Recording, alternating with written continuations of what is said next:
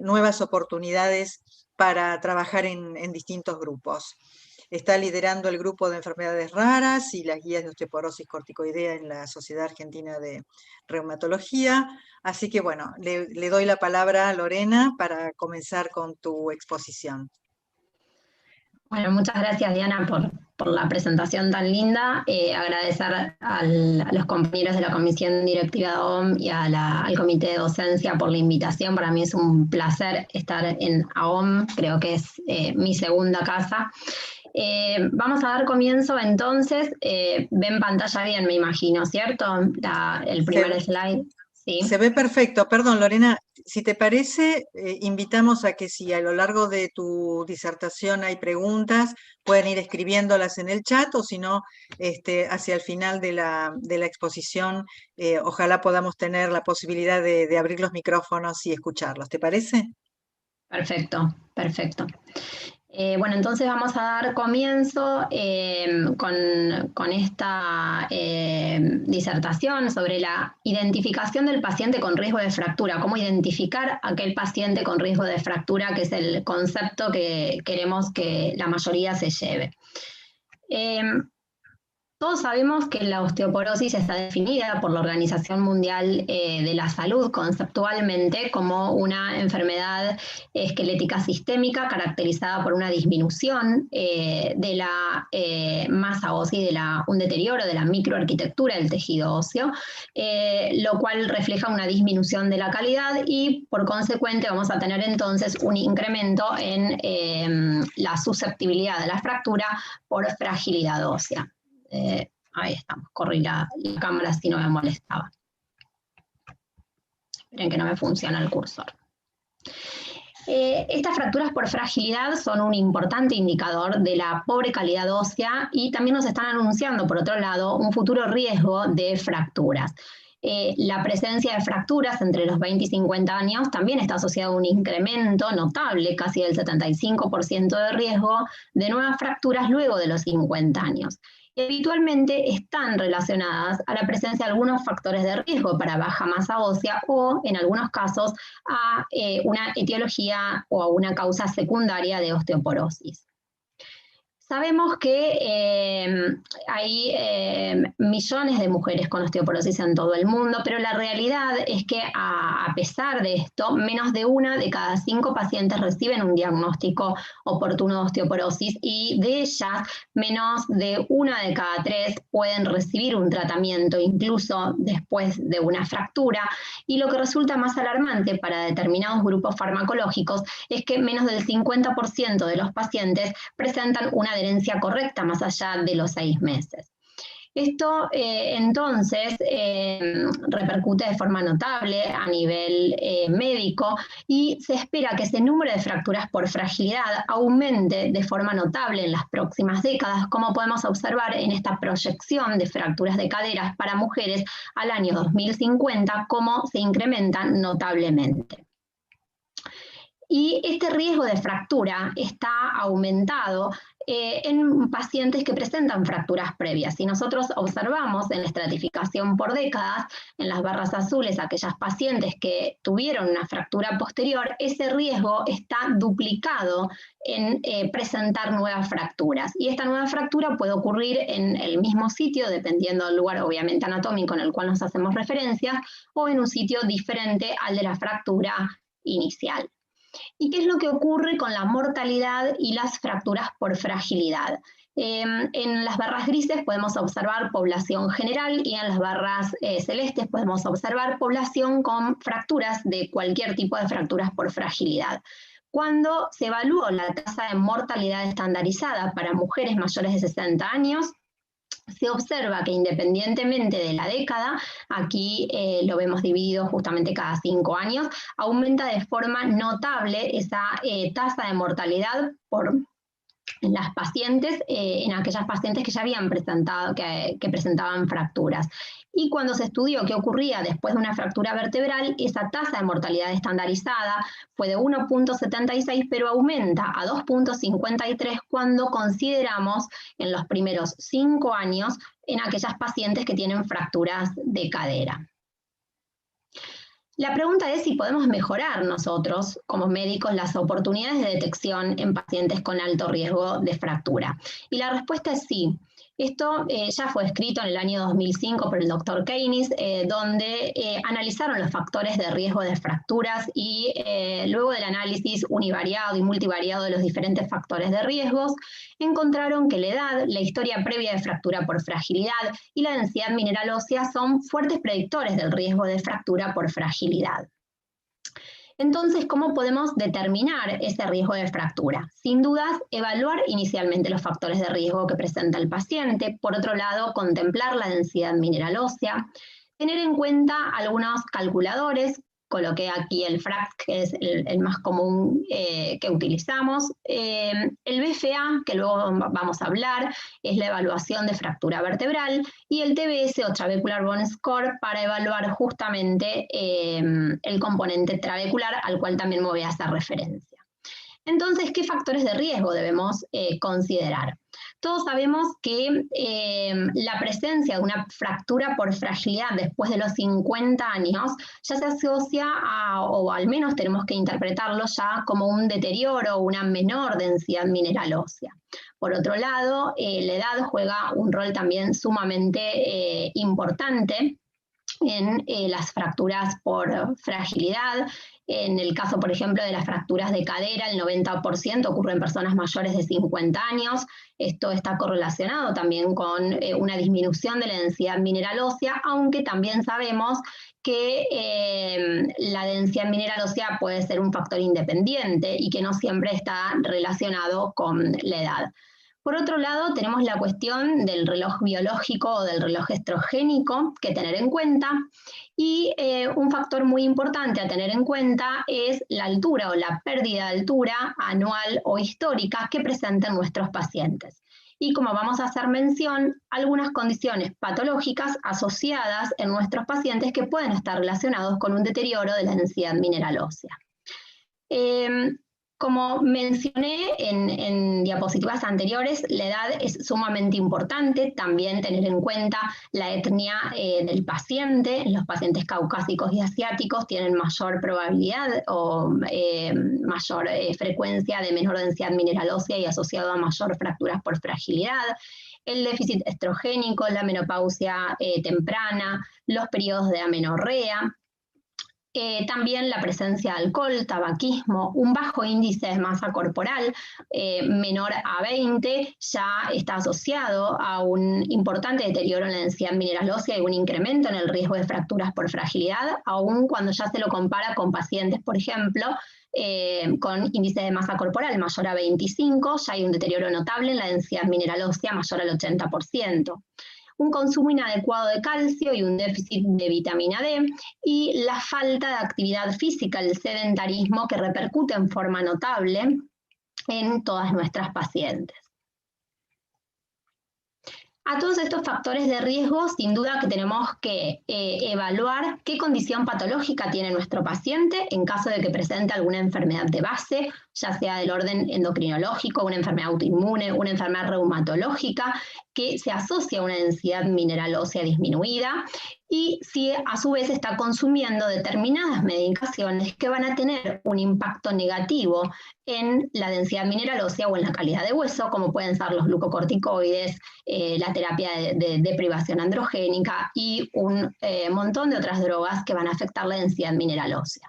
¿Para qué tengo que evaluar estos factores de riesgo?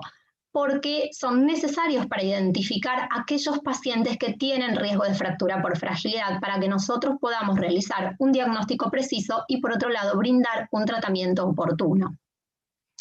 Estos factores de riesgos inminentes de fracturas también fueron estudiados en este estudio sueco, donde se ha observado que la edad del paciente juega un rol sumamente importante en aumentar el riesgo inminente de fractura. De hecho, los pacientes ya mayores de 70 años que han tenido una fractura tienen un riesgo aumentado, 2 veces más de riesgo de sufrir nuevas fracturas. Igualmente, la presencia ya de una fractura previa osteoporótica, sea vertebral, no vertebral o de fractura de cadera, que aumenta la chance de una nueva fractura, las famosas fracturas en cascada o dominó, como nosotros decimos. La realización también de otras drogas, como mencionábamos recién, por ejemplo, la administración concomitante de glucocorticoides, que también son factores de riesgo de inminentes nuevas fracturas. También debemos buscar signos de riesgo de caídas o de fracturas. Una de las formas de evaluar estos signos de caídas o fracturas es evaluando, por ejemplo, la fuerza muscular o la performance física del paciente. Estos test, como vamos a ver ahora, son test que nosotros utilizamos en la evaluación de la presencia de sarcopenia en nuestro paciente. Dentro de la fuerza muscular, uno de los tests más utilizados es el Sit-to-Stand test, y dentro de la performance física, el Time Up and Go test, donde son parte de los criterios diagnósticos para considerar sarcopenia.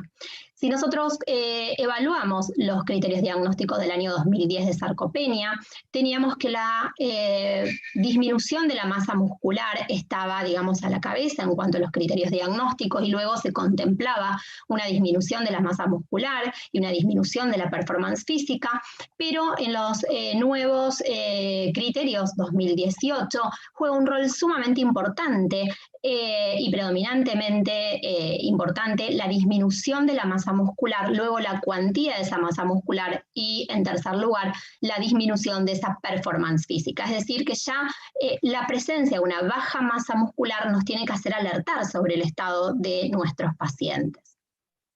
Entonces, si nosotros vemos cuál es el algoritmo de estudio de sarcopenia, si nosotros sospechamos que un paciente nuestro tiene sarcopenia, uno de los primeros tests que le hacemos son esos tests de fuerza muscular. Si estos tests están bajos, entonces estamos ante una probable sarcopenia, donde debemos investigar y cuantificar la masa muscular, y si nosotros detectamos una baja masa muscular, confirmamos la sarcopenia. Con un test positivo de performance física, en realidad lo que estamos diagnosticando ya es una sarcopenia severa.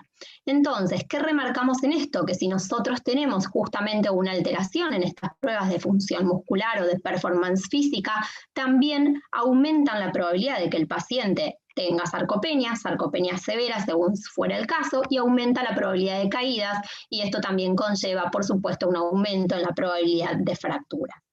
Pero también debemos buscar ya signos explícitos de osteoporosis, ver si nuestro paciente tiene fracturas vertebrales, cifosis, la pérdida de la altura de la cual hoy hablaba, esta pérdida de la altura anual mayor a 0,5 centímetros o histórica mayor a 4 centímetros, que nos van a estar indicando ya otro perfil de nuestro paciente. Por otro lado, por supuesto que tenemos que evaluar la densidad mineral ósea. La densidad mineral ósea, el equipo con la cual se evalúa y está estandarizada su evaluación para el diagnóstico, es el DEXA. El DEXA, en esta gráfica de aquí abajo podemos ver el porcentaje de la población y la distribución de la densidad mineral ósea en función de los desvíos estándares en mujeres jóvenes y sanas, en función del T-score. ¿Sí? Y como decía, esto es sumamente importante contemplarlo. ¿Por qué? Porque a su vez cada desvío estándar que disminuye la densidad mineral ósea está asociado a un aumento en el riesgo relativo de fracturas de 1.5 a 3 veces en fracturas osteoporóticas, esa disminución del desvío estándar.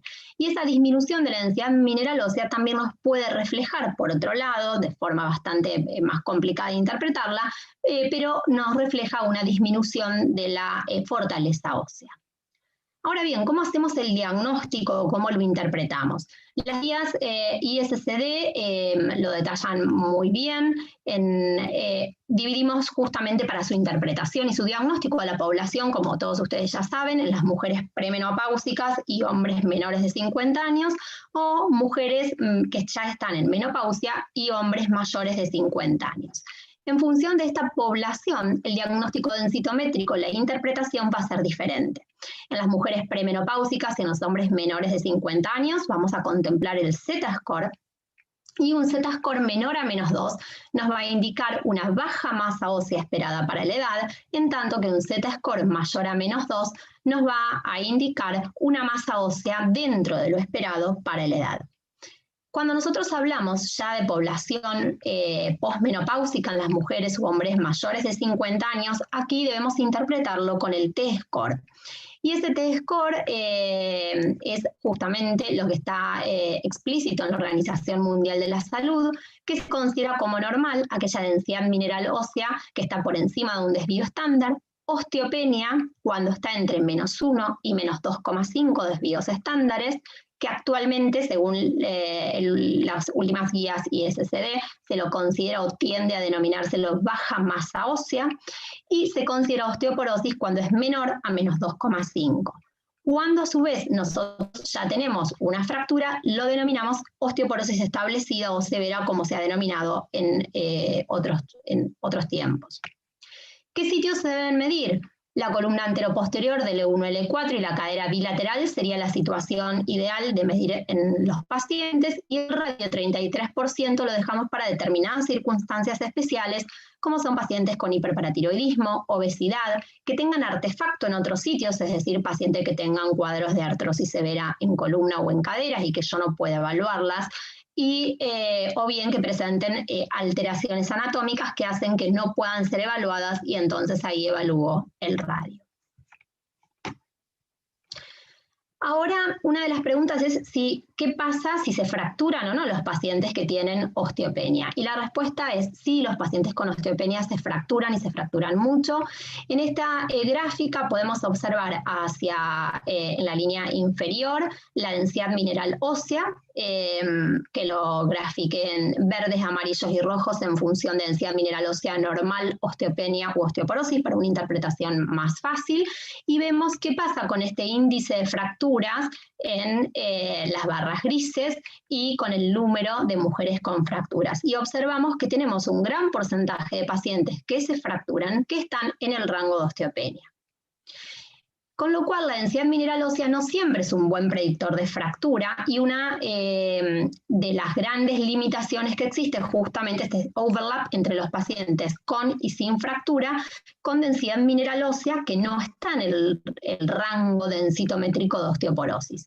Este es un trabajo que realicé con la doctora Di Gregorio, Silvana, y con el doctor Luis del Río en España, donde estudiamos pacientes con fracturas de cadera, y nos encontramos que los pacientes que presentaban fracturas trocantéricas y fracturas cervicales, como podemos ver, el 50% y el 39% respectivamente, de estos pacientes presentaban rango densitométrico de osteopenia, y sin embargo habían sufrido una fractura de cadera, con lo cual la osteopenia no quita que el paciente no pueda fracturarse, sino que encontramos un alto porcentaje de pacientes que se fracturan en este rango. Otra de las cuestiones que tenemos que evaluar es las fracturas vertebrales. Las fracturas vertebrales, una de las formas de evaluarlas es por el BFA, Virtual Fracture Assessment, pero también tenemos que, por supuesto, indagar al paciente acerca si ha tenido fracturas por fragilidad o no. Entonces, la presencia de una fractura previa, tenemos que ver si tienen fracturas recientes, fracturas por fragilidad, las fracturas clínicas o sintomáticas vertebrales. Pero puede también presentar fracturas osteoporóticas vertebrales asintomáticas, en donde nosotros lo podemos explorar por esta técnica que les mencionaba, aunque también se puede evaluar con la radiografía de columna dorsal y lumbar en el perfil estricto, en donde lo que evaluamos es la altura de los cuerpos vertebrales a nivel anterior, a nivel medio y a nivel posterior, y de esa forma podemos hacer la clasificación de las fracturas vertebrales acorde a su grado de deformidad, de acuerdo a la clasificación de Shenant. Esta es otra forma justamente que debemos indagar para ver si nuestro paciente tiene fracturas vertebrales del tipo de asintomáticas. Otra de las herramientas que tenemos, puse FRAX, que es la más conocida, es la utilización de esta herramienta, donde nosotros podemos evaluar la probabilidad del riesgo de fractura a 10 años, tanto para fractura de cadera como para fractura osteoporótica mayor. Y por otro lado, otra de las herramientas que tenemos, de los softwares, es el TBS, donde evaluamos el score óseo trabecular. En el TBS, a través de la imagen densitométrica obtenida a nivel de columna lumbar, anteroposterior L1, L4, nosotros podemos realizar con la aplicación justamente de este software una evaluación de la microarquitectura ósea vertebral. En realidad lo que se realiza es una cuantificación de la textura de grises y mediante un variograma y un modelo matemático permite dar una ilustración de la microarquitectura vertebral. Nosotros podemos tener situaciones en donde el paciente tenga igual densidad mineral ósea medida por DEXA, pero cuando nosotros aplicamos el TBS en la ilustración de esa microarquitectura, esos pacientes pueden diferir en ese TBS. En el caso de arriba tenemos pacientes con TBS muy bueno y en el caso de abajo tenemos pacientes donde tiene, en este caso, una pobre microarquitectura ósea y la misma se encuentra degradada o mala. Con lo cual, el Trabecular Bone Score viene un poco a evaluar esa microarquitectura ósea vertebral y así podemos definir en función de los puntos de corte si esa microarquitectura es normal, está parcialmente degradada o se encuentra degradada. ¿Para qué nos ayudaría el TBS? Nosotros nos encontramos entonces con pacientes que tienen una densidad mineral ósea, en donde la puedo clasificar en normal, en baja densidad mineral ósea, u osteopenia, u osteoporosis, pero a su vez aplicando el TBS yo tengo esta gama de posibilidades en donde puedo encontrarme entonces con pacientes con densidad mineral ósea baja o densidad mineral ósea normal que tengan una microarquitectura parcialmente degradada o degradada, con lo cual puedo hacer una mejor interpretación de ese estado de densidad mineral ósea y de masa ósea del paciente. Con lo cual, para la identificación de pacientes entonces con riesgo de fractura, es sumamente importante contemplar la presencia de fractura previa en ese paciente, contemplar la edad del paciente, si tiene una baja densidad mineral ósea o no, y los otros factores de riesgo a los cuales hice mención. Esos criterios que presenta el paciente y en función de lo que expliqué, nos dividen las categorías de riesgo de pacientes. Podemos tener pacientes con muy alto riesgo de fractura, alto, moderado o bajo riesgo de fractura. Estos conceptos están soslayados en las nuevas guías de osteoporosis. Ya en el 2017 introducen algunos conceptos las guías del Reino Unido.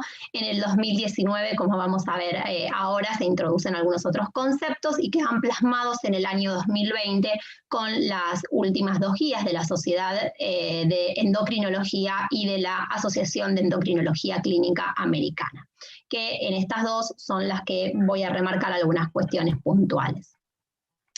En IOF-SEO 2019 justamente hacen hincapié justamente, como podemos ver aquí donde estoy señalando, en el umbral de intervención, donde dividen a los pacientes en bajo y muy alto riesgo y luego de realizar la densitometría, que a su vez podemos estratificarlos en alto o bajo riesgo, y que esta estratificación en riesgo de fractura permite optimizar de forma diferente el tratamiento del paciente. Yo no voy a hacer hincapié en tratamiento porque ese es el próximo Ateneo, como mencionó el doctor Brum, que va a dar a OM.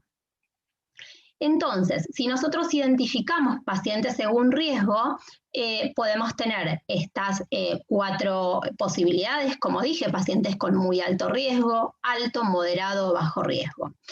¿Cómo los voy a clasificar como tal? Los voy a clasificar con todo el análisis clínico de factores de riesgo, densitométricos y de antecedentes principalmente de fracturas por fragilidad.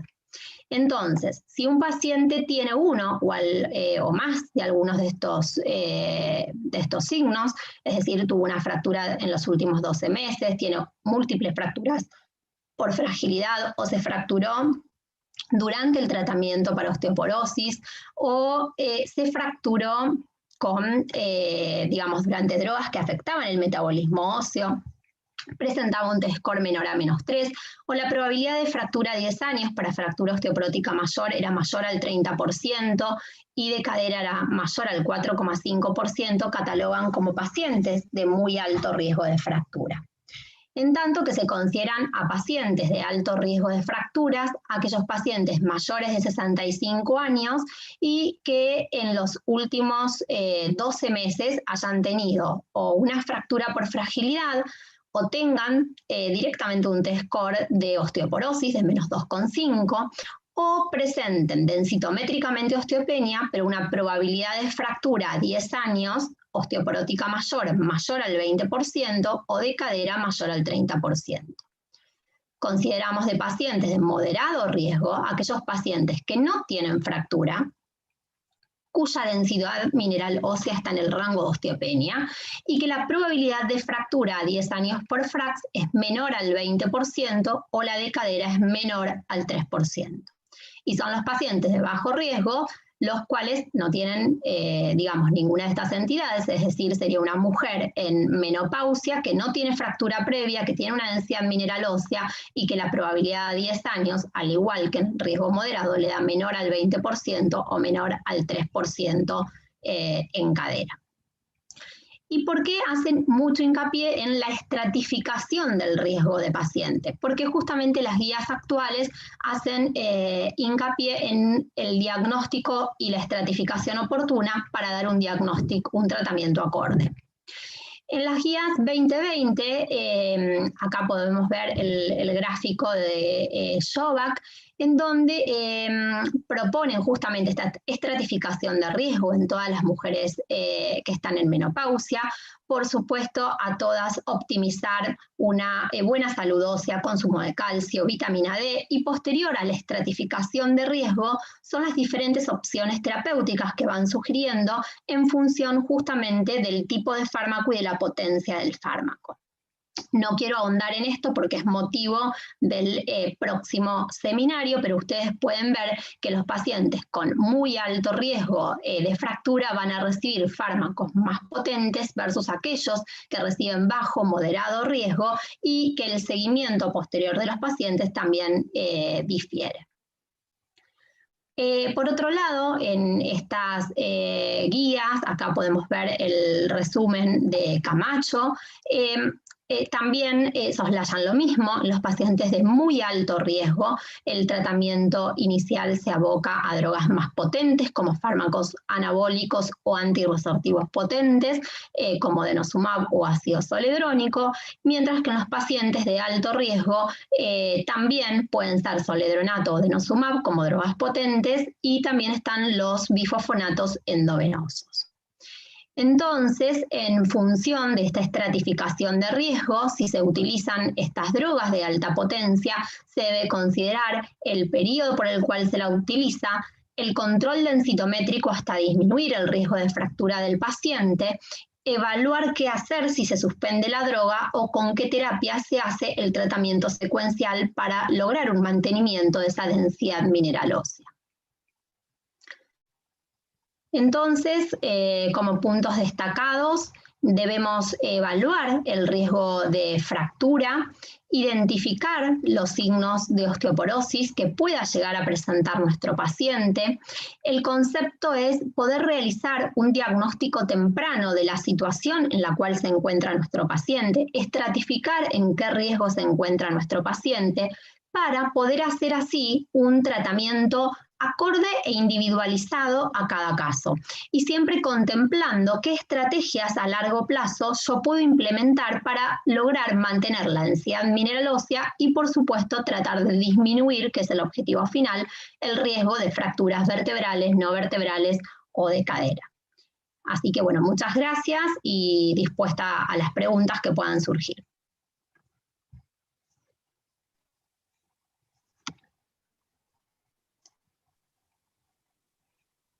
Muchísimas gracias, Lorena.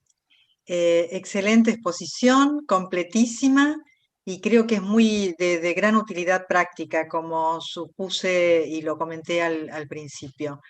Bueno, abrimos el tiempo de preguntas, si hay alguna, encantada, los vamos a escuchar, o nos escriben, los escuchamos. Ya activé para que cada uno pueda activar el micrófono, así que si somos ordenados, tal vez lo podemos hacer que cada uno haga su pregunta y van respondiendo.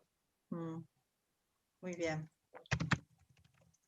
voy a hacer punta con algo hielo. que te para romper el hielo. Me porté muy bien con el horario, ¿vieron? Espectacular, la verdad, espectacular. Yo Muy dije bien que y cumplo con los felicitaciones. minutos y me porté excelente. Genial. Tema remodelamiento óseo y marcadores. No se menciona nada ya, ¿no es cierto? En estas últimas guías y vos no comentaste nada al respecto, ¿no?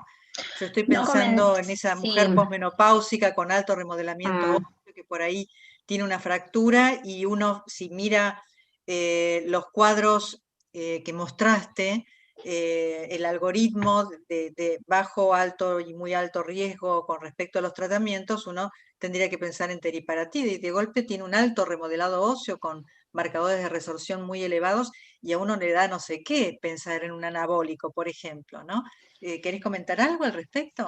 Sí, porque yo le enfoqué mucho en identificar o sea, identificar a aquel paciente que tiene alto riesgo de fractura para posteriormente estratificarlo y ahí ya le doy pie a mis compañeros del próximo Ateneo para hablar sobre la terapéutica y el tratamiento. Esa fue la idea, pero no hablé específicamente de diagnóstico de osteoporosis. Y la pregunta tuya va muy relacionada ahí. Los marcadores de remodelado, cuando uno estudia un paciente con osteoporosis, esto está por ahí perfecto para la gente que no está tan avesada en tema, nosotros además de evaluar estos factores de riesgo, de realizar la densitometría, de ver si tiene fracturas vertebrales asintomáticas, nosotros hacemos un estudio de metabolismo óseo y mineral. En ese estudio de metabolismo óseo y mineral es como que sería un pecado no pedirlo al laboratorio, en ninguno de mis pacientes le falta, y de la gente, digamos, que se ha formado, que trabaja conmigo, sabe que lo tiene que pedir. Incluye obviamente la calcemia, la fosfatemia, la magnesemia, la paratormona, la vitamina D, el examen urinario justamente para evaluar calciuria, fosfaturia, etcétera, y los marcadores de remodelado. Y en los marcadores de remodelado debemos pedir un marcador de formación ósea al menos y un marcador de resorción ósea, y ese mismo marcador de formación y de resorción yo debo seguirlo en el tiempo justamente para evaluar la evolución del paciente, pero para primero hacer lo que dijo Diana, si estoy ante un paciente de alto remodelado óseo o de bajo remodelado óseo, poder interpretarlo al paciente. Segundo, ¿para qué nos va a servir? Porque todo paciente a la cual yo le voy a dar un tratamiento para osteoporosis, tengo que ver qué respuesta tiene, cómo modifican los marcadores de remodelado, y no hago solamente el control al año, donde le voy a hacer el control densitométrico para evaluar ese cambio en la densidad mineral ósea. Con lo cual, los marcadores de remodelado óseo, el laboratorio de metabolismo mineral óseo, en todo paciente que yo le voy a estudiar la masa ósea, la densidad mineral ósea, sea por osteoporosis o por cualquier otra patología ósea, estoy obligada a pedirlos. Es como que en los osteólogos nos nace y no nos imaginamos ese estudio sin los marcadores. Una apreciación de los marcadores quizás, y esto nos pasó cuando estamos analizando unos miles de trabajos, miles no, pero cientos sí, de trabajos para las guías de osteoporosis inducida por corticoides. Lo que tienen en contra cuando nosotros hicimos la revisión sistemática y empezamos a querer metaanalizar, es que todos los trabajos miden marcadores diferentes, unidades diferentes, entonces por ahí no hay un consenso, porque justamente no hay una unidad en la mayoría de los trabajos que evalúan los marcadores de igual forma, en iguales unidades. Hay mucha disparidad, cuando vean los resultados lo van a ver. Entonces eso hace que, bueno, no se puedan, digamos, sacar conclusiones estadísticas y sí conclusiones fisiológicas en quienes entendemos la osteología, pero sí se utilizan y se deben utilizar. Bueno, tengo acá una pregunta de Mariana. A ver. Para los pacientes varones mayores de 50 años, ¿usan el término osteopenia? Sí, ISCD justamente divide a la población en premenopáusica y menor de 50, donde ahí usamos baja masa ósea para la edad o masa ósea adecuada a la edad, y en los mayores de 50, que creo que era esa la pregunta, Diana, y en las posmenopáusicas usamos la categoría de la OMS, donde usamos el normal, osteopenia u osteoporosis. Lo que se está intentando reemplazar y que ya está explícito en ISCD 2019 es reemplazar el término de osteopenia por baja masa ósea. Entonces, en algunos lugares ustedes lo van a encontrar como osteopenia, en otros como baja masa ósea, y en algunos informes, por ejemplo, cuando me toca a mí hacerlo, aclaro las dos cosas, osteopenia y entre paréntesis baja masa ósea, a fin de evitar confusiones en quien por ahí no está tan interiorizado en el tema. Pero sí se utiliza ese nombre. Voy a saltear, hay una sobre sarcopenia que te la hago después, porque acá preguntan qué marcadores de formación y resorción ósea recomiendan solicitar. Como tiene que ver con el tema anterior, te la hago ahora. Está bien. En los marcadores de formación ósea, a ver, está la fosfatasa alcalina total, fosfatasa alcalina ósea, la osteocalcina. Habitualmente yo pido fosfatasa alcalina u osteocalcina en algunos pacientes. Lo importante es pedir uno solo y que ese mismo marcador sea el control evolutivo en el tiempo. La fosfatasa alcalina es un marcador muy fidedigno, siempre y cuando nosotros hayamos descartado obviamente alguna patología hepática, que en realidad al paciente le hacemos un screening de laboratorio general, donde ya evaluamos el hepatograma, la función renal, el hemograma, o sea, tenemos que evaluar otras variables más allá del metabolismo óseo para poder interpretar el caso en su totalidad. Y dentro de los marcadores de resorción, CTX se usa mucho, deoxipiridinolina es un marcador que también utilizo mucho. Lo importante, insisto, es que sea el mismo marcador de resorción siempre a lo largo del tiempo y no que un año pida uno y al otro año pida el otro, porque no puedo compararlos, ¿sí? Acá Gustavo, no, por ejemplo, no piridinolina, no hidroxiprolina, porque no tienen buena sensibilidad. Hidroxiprolina ya creo que no la hace nadie, se resiste. Vos sabés que me llegó 2 pacientes con hidroxiprolina la semana, no pedidos por mí, del interior, con hidroxiprolina, y yo también pensé que no se hacía más hasta que los vi la semana pasada. Entonces, por eso, digamos, en algunos lugares evidentemente lo siguen haciendo, no es fidedigno. Un bioquímico valiente, porque creo que uno de los problemas de la hidroxiprolina es que era terriblemente trabajosa la determinación. Bueno, Gustavo te pregunta también. Gustavo te pregunta, ¿la sarcopenia está incluida en algún score que mida el riesgo de fractura osteoporótica? Hay muchísimos scores para evaluar fracturas osteoporóticas y debe estar incluida en alguno de los tantos scores, no en los que yo utilizo, pero seguramente debe estar incluida. Sí es un factor sumamente a tener en cuenta. La verdad que a veces hacemos las cosas mal y empezamos a contemplar o a estudiar la sarcopenia cuando ya el paciente está fracturado. O muchas veces, por ejemplo, a mí me pasa al revés, yo recibo el paciente fracturado, entonces uno ahí le empieza a hacer el estudio de sarcopenia o no. Que es lo que llamamos la prevención secundaria.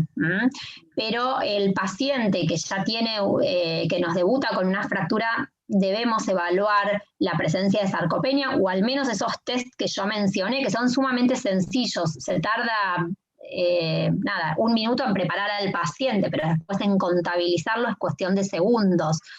Son extremadamente sencillos y fáciles de hacer en un consultorio, y ya ahí nos da una idea de cómo está la fuerza muscular, la performance física del paciente, y eso nos justamente orienta si nosotros tenemos que seguir investigando la presencia de sarcopenia, es decir, si tiene una sarcopenia probable o ya definir una establecida. ¿Y por qué es tan importante el estudio del músculo en estos casos? Es por justamente todo lo que es la unidad, yo siempre digo osteomio articular. Si nosotros mejoramos el músculo, vamos a mejorar ese hueso de base. Por el contrario, si yo tengo un paciente sedentario donde no recibe un estímulo anabólico biomecánico, ese hueso va a tener una respuesta biológica mucho menor respecto de un paciente que sí hace o una rehabilitación o hace actividad física o tiene un seguimiento con fisiatría. Entonces el trabajo de la masa muscular, el estímulo anabólico del hueso es tan importante como el acompañamiento con dosis adecuadas de calcio en la dieta, con niveles adecuados de vitamina D, para que justamente el tratamiento sea eficaz. De hecho, una de las mayores, digamos, tasas de poco éxito en los tratamientos, es porque el paciente alguno de estos 3 puntos no lo ha hecho de forma correcta. Y me gustaría acá, no sé, Diana, cuál fue la experiencia del grupo de ustedes, pero no la tengo cuantificada en números, pero sí les puedo expresar cualitativamente que en este año de pandemia una de las cuestiones que por lo menos les pasó a nuestros pacientes es el sedentarismo y la baja actividad física que han hecho en sus casas, y eso ha repercutido notablemente cuando volvieron a hacer los controles densitométricos comparado con años anteriores cuando ellos mantenían una buena actividad física o vida al aire libre en los planes sencillos de actividad física que nosotros dábamos. Y ahí esto que nosotros remarcamos en la consulta, la importancia de la actividad física en el mantenimiento óseo y muscular, realmente el año pasado, porque bueno, nos tocó la evaluación en este año de los pacientes, se vio muy afectada realmente. No sé si ustedes tuvieron la misma apreciación. No lo tengo, o sea, es muy lógico, es comprensible, pero no lo tengo cuantificado, no sé si lo vamos a poder hacer, pero digamos, es la experiencia, es lo que se ve, sí. Lo que te cuenta el paciente, que no pudo o que interrumpió. En otros casos, al contrario, gente que por ahí no tenía tiempo o tiene tiempo más tranquilo en su casa y empezó a hacer alguna actividad que antes ni se le hubiese ocurrido. Así que bueno, creo que es un tema a revisar retrospectivamente. Acá pregunta Gustavo, a ver si lo encuentro. Acá, Gustavo. No, perdón, ese ya está, el de sarcopenia. ¿Cómo poder evaluar, Graciela, cómo poder evaluar la densidad ósea maxilar por las consultas odontológicas sobre implantes? ¿Hay alguna posibilidad de hacerlo? Se me ocurre que esa debe ser la pregunta. Yo no sé. La densidad ósea maxilar, no la estudié nunca yo como tal. No sé si vos interpretás lo mismo que yo, Diana. Sí. Yo supongo que la pregunta es si se puede estudiar de algún modo, pero la verdad que no. Se me ocurren métodos de investigación. Viste que yo hice investigación básica y estudiamos la densidad mineral del área que se nos ocurría, pero no dejan de ser métodos de investigación. Claro, no aplicables clínico, a la... No aplicables a la clínica. Sí, por acá hay algunos investigadores básicos y siempre se nos ocurre el método, la forma. Hemos medido densidad mineral en áreas poco habituales, pero a modo de investigación. En lo que es práctica clínica, que es la respuesta que tengo que hacer, no hay una forma de decir hay tal densidad mineral, o al menos yo no la conozco. Igualmente, dice por las consultas odontológicas sobre implantes, bueno, salió recientemente el consenso y revisión sobre la osteonecrosis asociadas a drogas de la Asociación Argentina de Osteología, que está sumamente interesante. En cuanto a este punto, que siempre les da miedo a los odontólogos el tema de la utilización de bifosfonatos o algunas drogas osteotrópicas sobre la osteonecrosis de mandíbula, uno hace la evaluación ósea general del paciente, y aquel paciente que va a recibir un tratamiento, lo que yo suelo hacer es indicarle que vaya al odontólogo para ver si a la brevedad o en el próximo tiempo va a recibir un implante dental y poder establecer esta conexión con el odontólogo, hablar y ponernos de acuerdo. Pero en cuanto a densidad ósea maxilar pura, no puedo dar esa respuesta. Veo mucha gente de AOM que quizás la tiene. Si quiere intervenir. Acá hay un comentario de Mariana, dice, se ve en la placa panorámica y está en alta relación con el tabaquismo. Y Rosana... Pero no se puede cuantificar. La forma de cuantificarlo a nivel investigación en las placas radiográficas, en las radiografías, era colocándole el patrón de aluminio con densidades mineral ósea, o sea, con densidad mineral de aluminio convertidas a calcio, que nosotros hacíamos un estimativo de la densidad que tenía, pero eso era a nivel investigación sobre placa radiográfica. Que hasta donde yo sé no se hace en la práctica clínica. No sé si Paula, alguien de la comisión quiere o sabe o está al tanto. ¿Tendrías, Lucas, que sacarlos, ponerlos a Están todos muteados, me parece. Están todos muteados. Pero cada uno puede desmutearse. Activarse. Okay. Sí. Acá hay un comentario de Rosana que dice, hay densitometría específica y en centros específicos. Había uno en Recoleta. No sé si se refiere, Rosana, a este tema que estamos mencionando o que preguntaron sobre el maxilar. ¿Querés aclararlo, Si Rosana? quiere No sé dónde hablar está. o aclarar. Yo mientras... Rosana, ¿ya estás? No sé si se refiere Son a este tantos tema. que se me perdieron. Sí, yo no la veo. Yo quiero, mientras Rosana, a ver si logramos que nos ayude en esto. Sí, ahí Nadia escribió en Schwartz, el chat. Dijo que sí de maxilar. densitometría de maxilar con DEXA. Porque la densidad mineral es, como también decíamos, la podemos evaluar por radiografía con estos patrones de aluminios. Parece que sí. En realidad uno con el densitómetro puede poner el ROI donde quiera, ¿no? No sé qué parámetros tomarán como normalidad.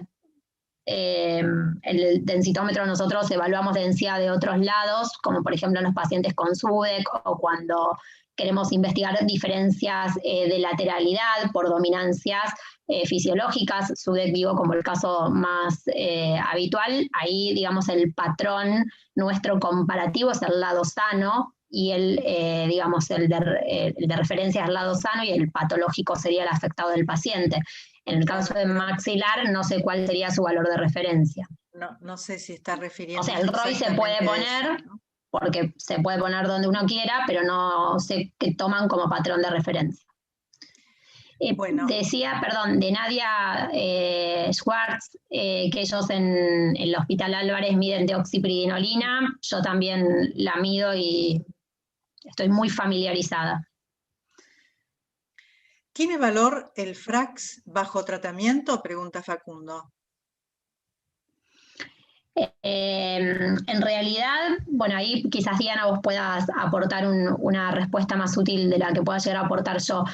Uno cuando, yo no lo utilizo tanto el FRAX, voy a ser sincera, pero porque uno ya tiene, ya evalúa otro tanto ejercicio. Los factores de riesgo, claro, tengo otro ejercicio clínico y mental que uno ya estratifica al paciente y da el tratamiento, ya es como que nos sale de los poros, digamos. Hacemos igual la estratificación, la identificación de riesgo, le damos el tratamiento acorde, pero realmente no es algo que lo necesito en la práctica clínica, pero quizás alguien que no está tan avesado puede ayudarlo a tomar una decisión terapéutica. Siempre que nosotros tengamos un paciente bajo tratamiento, cuando hacemos la próxima densidad mineral ósea y evaluamos la respuesta de ese paciente evolutiva, debemos reestratificar a nuestro paciente.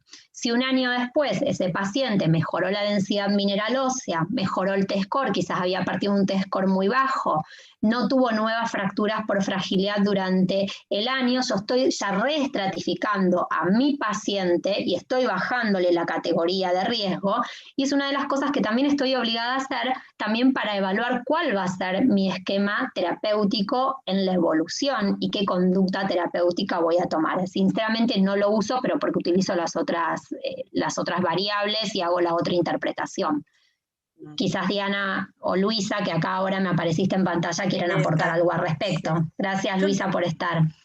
Recuerdo haber escuchado y digamos que hubo siempre algunas presentaciones en las reuniones de la Sociedad Americana con respecto a intentar esto, ¿no? El seguimiento con FRAX o evaluar el bajo tratamientos determinados que pasa con el FRAX. Pero me parece que no hay nada definido ni estandarizado. Definido, no. No sé si alguien más tiene algún comentario con respecto a esto. Si yo consolidé, ellos iban a mí. Bueno, entonces yo fui a te hago otra pregunta. Karen te pregunta, en caso de no poder estudiar columna lumbar y ambas caderas por DEXA, ¿qué áreas recomendás analizar según la edad? ¿Cómo se procede en pacientes con masa ósea baja o osteoporosis en un área normal? Y normal en otra, cuando hay discordancia entre las áreas. La situación ideal, voy a tratar de responder todo. La situación ideal, según lo escrito en ISCD, yo lo aplico en mi consultorio a pesar de que las obras sociales no lo cubran, es estudiar la columna lumbar y las caderas bilateral. Si yo pudiera hacer eso, suponiendo que el paciente no tiene alteración anatómica, que los sitios anatómicamente pueden ser evaluados, que no tengo ningún problema, supongamos esa situación, yo puedo encontrarme con que la densidad de columna está en osteopenia, cadera izquierda está en osteoporosis, invento, y cadera derecha está normal.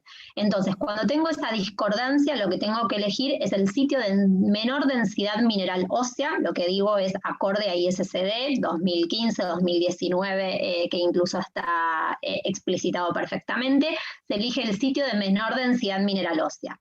Incluso si tengo en la cadera el cuello femoral y la cadera total, elijo el sitio de menor densidad mineral ósea para el diagnóstico, cuando existe esta discordancia. En caso de que el paciente en su DEXA axial, digamos, en columna o en caderas, no pudiera ser evaluado o por alteraciones anatómicas, o por prótesis, o porque tiene fijación de columna, o porque tiene aplastamientos vertebrales en todas las lumbares, o solo en una, que no me permite justamente llegar a un diagnóstico densitométrico, ahí le hago justamente radio distal al paciente y evalúo el radio. En esas circunstancias, o en obesidad, por una cuestión del tema también del peso y del deslizamiento de la camilla del densitómetro, o en los pacientes con hiperparatiroidismo, que también es el otro lugar periférico habilitado ahí el radio en hacer. Todo lo que digo está escrito en ISSD 2019 en las actualizaciones. Algo que tiene que ver con esto, y te pregunta Facundo, ¿solo el radio afectado con osteoporosis asociado a columna y cadera normales, le damos valor diagnóstico para hacer un tratamiento o para definir un tratamiento? Sí, yo ahí, Facundo, bueno, no sé si estás pensando en algún paciente puntual específicamente. Yo el radio no lo hago a menos que el paciente tenga algo de lo que les dije. Si le hago la columna, le hago la cadera y llego a mi diagnóstico por columna y por cadera. Si la paciente tiene, yo le hice el radio porque era obesa o porque tenía artrosis en la columna, es lógico que esa columna va a venir normal porque la artrosis me va a sobreestimar la densidad mineral ósea. Puedo tener densidad mineral ósea normal en la columna porque tengo un aplastamiento vertebral, yo tengo un colapso, hago un efecto sumatorio en gramos por centímetros cuadrados y voy a tener un falso aumento de la densidad mineral ósea. La artrosis de cadera, las necrosis óseas de cadera me van a dar un falso aumento también de la densidad mineral ósea. Entonces, realmente si mi paciente tiene columna y cadera normal, no voy a llegar a un radio. No sé qué situación clínica habrá pensado. Ahí escribió y puso que en algunos lugares le hacen radio de rutina. Entonces eso puso que lo complica. Acá, exacto, sí. Lo hacen de rutina en algunos lugares y nos complica, efectivamente, te complica la vida. Te complica la vida. Sí. Bueno, hay situaciones específicas, no sé, vos Diana, bueno, digo Luisa porque les veo la carita juntas en lo que yo veo. No se me ofenda el resto de comisión directiva, pero no sé si quieren aportar algo ustedes al respecto. Bueno, el radio es de utilidad para la definición a veces de la cirugía del hiperparatiroidismo primario. Teniendo un radio bajo, indicas una cirugía. Y si yo mal no recuerdo, en alguna de las guías, el radio bajo también era indicación de tratamientos, ¿no? Sí, porque está como sitio periférico. Claro. A lo que yo hacía hincapié es a cuando llegamos a radio, que no está ni especificado en ISSD como tenerlo de medición de rutina, sí columna y cadera es bilateral y radio en situación puntual, y la situación puntual es la que acaba de decir Luisa y que dije en la presentación, que es el hiperpara primario, pero no está, digamos, escrito dentro de las consideraciones para hacer como sitio habitual, digamos. Para columna y caderas bilaterales. Claro, el punto clave acá es que Facundo menciona con columna y cadera con densitometrías normales.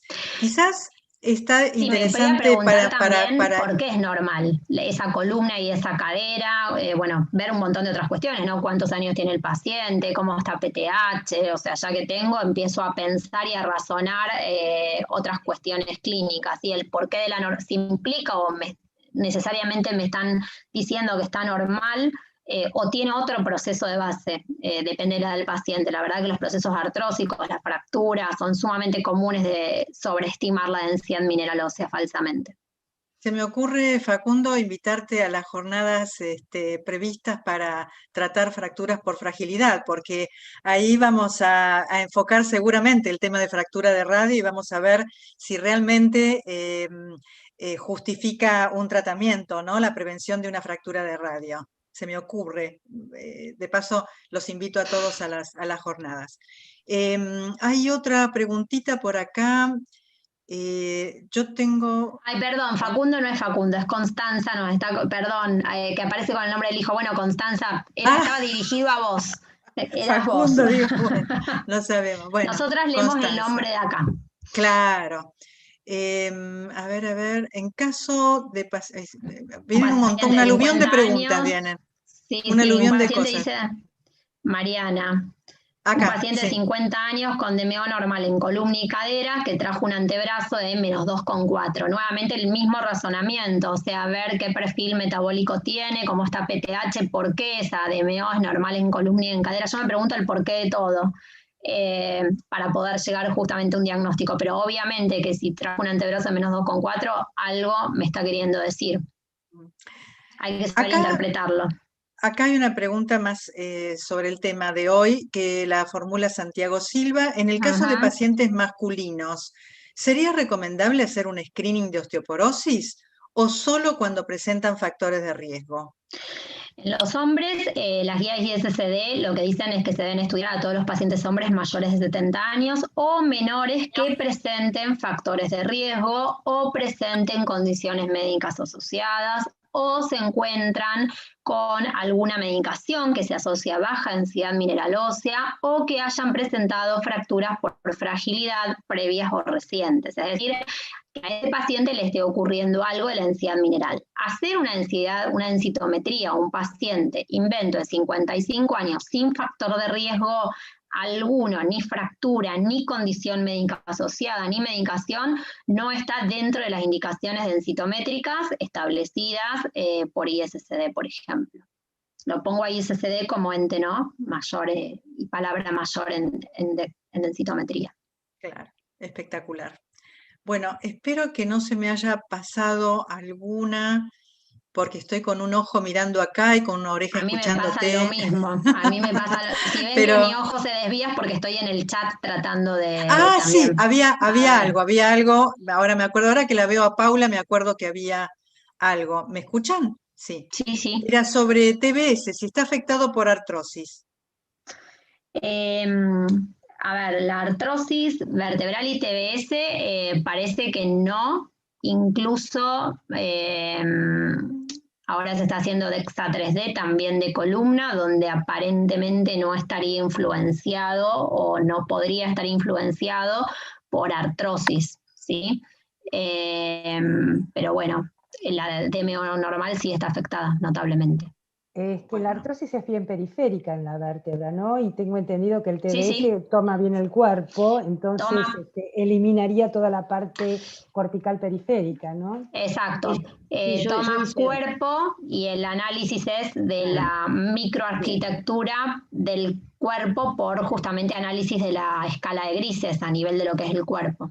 Entonces elimina el osteofito y todo lo otro.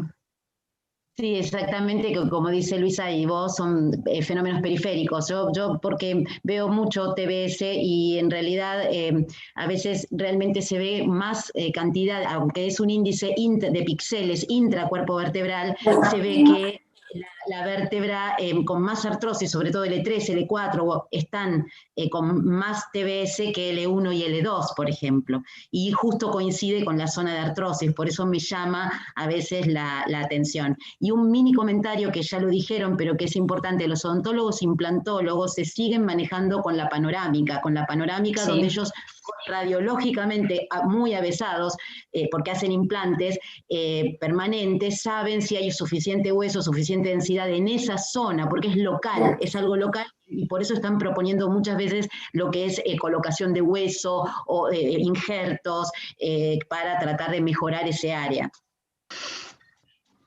Sí, de acuerdo. Bueno, una última, porque tenemos que ya terminar.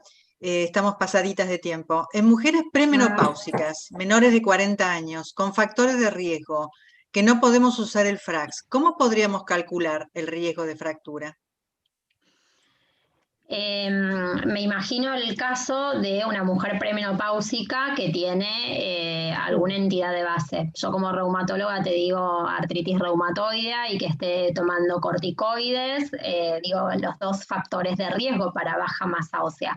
El Frax no se puede hacer en menores de 40, porque justamente de 40 a 90 no aplico ahí y no utilizo Frax, utilizo factores de riesgo clínico, el BFA o la radiografía para ver si tiene fracturas vertebrales asintomáticas o sintomáticas, o sea, hago toda la otra estratificación y todo el otro razonamiento para ver justamente el riesgo clínico. Si ustedes se fijan en las nuevas guías, el Frax es uno de los ítems dentro de los riesgos a considerar para estratificación e identificación de riesgo de pacientes. No es condición sine qua non, o sea, o puede tener el Frax o puede tener alguno de los otros factores, ¿sí? Muy bien aclarado. Muy bien igual es otro panorama, el premenopáusico y el hombre menor de 50 lleva otro razonamiento y otra, digamos, otra consideración terapéutica. Todo esto que yo hablé de guías, perdón Diana, está más avesado todo lo que es la osteoporosis posmenopáusica, especialmente y hombres mayores de 50. ¿Cerramos? Sí, pero yo me voy a tomar el atrevimiento de agregar una más, porque me parece importante una pregunta que hizo Mariana, en particular para la gente del interior. Ella dice que trabaja en Mendoza y que pregunta si en Buenos Aires le cobran el TBS porque en Mendoza las prepagas no lo cubren. Entonces, bueno, me parece que es importante para que sabemos la importancia del TBS, pero tenemos esa diferencia. El centro nuestro no está arancelado todavía, TBS, así que en general es como una yapa que se lleva el paciente en los centros donde hay un densitómetro con ese software, ¿no? Es una yapa por ahora, ¿no? Cuando esté arancelado será diferente. Se trabaja de otra manera, creo que coincide. Sí, acá en Rosario también, TBC no, por supuesto que DEXA 3D, quienes lo hacemos tampoco. Se llevan la yapa también de todos los sitios densitométricos que no cubre la obra social, que habitualmente es uno, así que se llevan muchas yapas.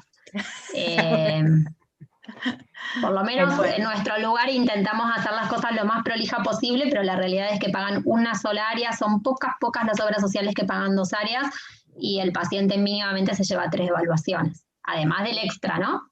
Es una inversión en soft, dicen por acá. Bueno, muchas felicitaciones, Lorena, hay por acá. Así que aplausos. Y muchas gracias. Yo me despido. A todos, te dejo si por querés acompañarnos. Te dejo si querés, Lucas, decir el último adiós. Yo me despido y les agradezco muchísimo la participación activa que han tenido. Gracias. Muchas gracias a todos, realmente. No, gracias a vos, Diana, también por estar y acompañarnos en todas las actividades. Bueno, a todos los participantes, algunos de los miembros que pude ver ahí de la comisión directiva, no los puedo ver a todos porque por suerte tuvimos una buena audiencia y la lista se hizo larga.